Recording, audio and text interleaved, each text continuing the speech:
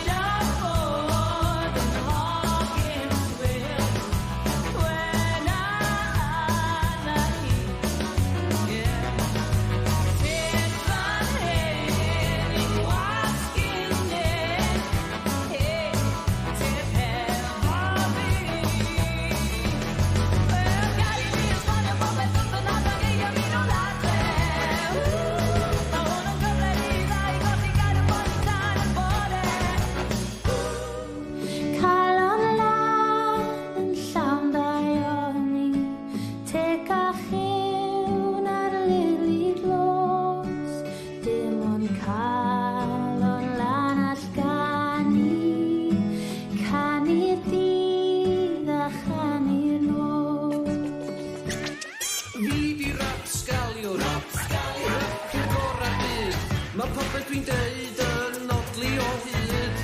Dwi'n wych, talentog, felly cofio